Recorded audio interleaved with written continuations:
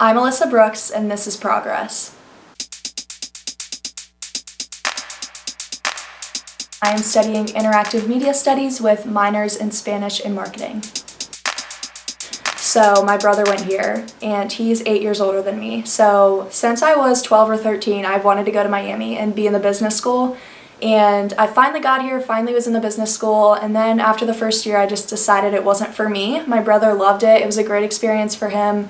My sister went to OU and majored in business there.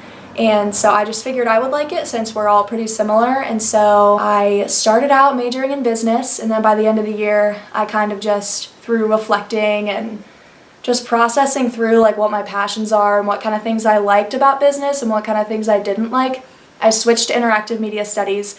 And that was a pretty big endeavor for me since I'm very much a planner. So I had planned for the majority of the time I was thinking about college to go to Miami and major in business. And my parents are super adamant, like, go into business, Farmer's a great program. And I just kind of had to sit back and say, like, okay, where am I going to be the happiest? Where is going to appeal to my passions the most? And what is practical? And so then I decided on interactive media studies, and I'm super happy with it. So my freshman year, I came in and I was not a huge homebody, so I came in and I was like, okay, I'm gonna be great. Like I know what I'm doing, I know what I'm majoring in, I know what kind of things I like, I know what clubs I want to get involved in, so I did all of those things right at the beginning, and then just life happened, just as it does in college, where things just got so busy and work piled up and I spread myself way too thin. So my freshman year was very much me committing to absolutely everything, saying yes to everything, doing really well at those things, but having trouble navigating what I really wanted to do and what I was really good at. So I would say since my freshman year, I've grown a lot in just discerning what is best for me, what is best for what I want to do, what I should say yes to, and what I should say no to, and that saying no was okay. I would say I've always been really, really passionate about storytelling, and that can come in the form of many different things. I've kind of recently found my biggest storytelling outlet for that passion I have for storytelling is photography. So that's probably my biggest passion. And the more I've kind of dove into that, the more it's just kind of open doors where I feel like, okay, I'm meant to be here. In addition to storytelling, I also have a passion for empowering people and inspiring people, and conveniently that goes along very well with storytelling and photography, and I've gotten the chance to kind of intertwine all three of those things. So starting in, let's say my freshman year of high school, I started to get involved in my school's like broadcast media program, and so they had all of these cameras and I was like, okay, this is sweet, and I took pictures with a film camera that I had. Actually, I started with film because that's the only nice camera that I really had, and so I used film and I took like photography classes and used my film camera in there. I started using digital cameras there, and they were more focused on video, and I was like, okay, I really, really want to combine this digital aspect with like the film camera that I'm using, and I want to see like what I could do with that because I really enjoy both of these things, and I think that this is the next step. So I invested in a camera, and initially it was just me, like I took my camera everywhere that I went. I started to make a little business out of it, and I kind of just figured that it would be okay, every once in a while I'm going to take someone's senior pictures, but for the most part it'll just be as a personal hobby.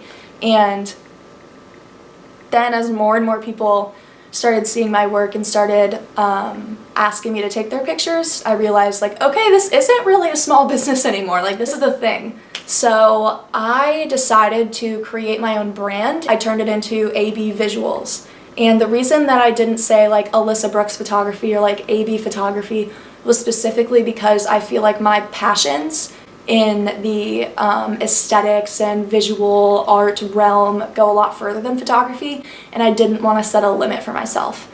So it was basically the same thing that I had been doing, just with a name change and a different mindset. When it's time to cross that bridge, then I'll make those decisions. But for now, I'm just kind of focusing on like my own passions, what I love to do, and like where I'm at right now and what I can do to further chase those things that I love. So ever since I was little, my parents have always really emphasized service to the community. So I grew up around that environment where serving wasn't abnormal, and it kind of planted a seed in me that like serving is fun and it's really life-giving. So I kind of saw an opportunity to build relationships there. And last year, after Hurricane Harvey hit, my church decided to go on a trip to Houston to rebuild houses that just got ruined and people who didn't have the money to rebuild their homes. And one of the things I realized there is that you can serve anywhere. You hear people going literally across the world, but you can also serve in your backyard. Like you can serve the person right next to you. You can serve a couple states down, and there's always need for that. And so this spring break, my church also had another opportunity to go to South Africa. So of course I was just giddy at the opportunity because I've always wanted to go to South Africa. So I signed up and am currently fundraising for it, and I will be building some preschools and just investing into the community in Durban, South Africa. So a woman in my life that I really look up to is my boss at Crossroads. So I work part-time on staff making videos and content for kids. And my boss is May Klingler, and she is amazing. She just really stood out to me as someone who is going to challenge me a lot and really, really push me in my skills and really, really push me to be better in everything that I do. But like that challenge doesn't come at the expense of me knowing that she cares and me knowing that like she doesn't value me because of the work I can do and because of just the result that she might get in the end for pushing me. Like I know in the end that she actually cares about me, and she remembers things about my life and remembers to ask me about them. I remember one time I was kind of having a rough patch this summer, and just in efforts to bring joy back into my life, she texted me every night at the same time something true about me. And so for a month, she was like, I'm going to text you every night at 11, right before you go to bed, something that's true about you. And every single day, like she did not miss a day. And she would always tell me something different and something really, really unique. Like it was never about anything that I could do. It was never about any skills that I had. It was never about like my physical appearance. It was genuinely about like parts of me, like who I am to my core, that were true. She pointed out things that either I didn't believe at all were true about myself, or that I had never even thought about. And it was really, really empowering. And all the while she was my boss and would push me at work. But at the same time, she would remind me that like I'm loved, I'm talented, and I'm not the work that I do. Ashley Hetherington. I love that human so much. We met at the beginning of last year. And so we clicked off the bat. And then I would say just as our like friendship continued to grow, she just became like my number one supporter in all the endeavors that I go after, and I became that number one supporter for her. With me and Ashley, we do that, but all the while we are laughing hysterically and just being so joyful. So that's someone on campus that I definitely look up to and who has made a very big impact on my life, and who I can see being a really, really close friend and encourager of mine for so long in the future. I just think it's so important to remember that people are just so important. People matter so much. Like they matter so much.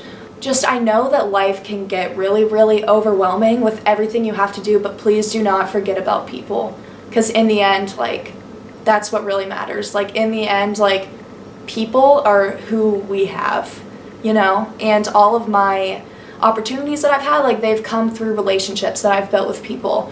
And all of the biggest, like, life developments that I have, and, like, the biggest ways that I've grown in my life and in my faith and just in every aspect of my being is from being in relationship with people.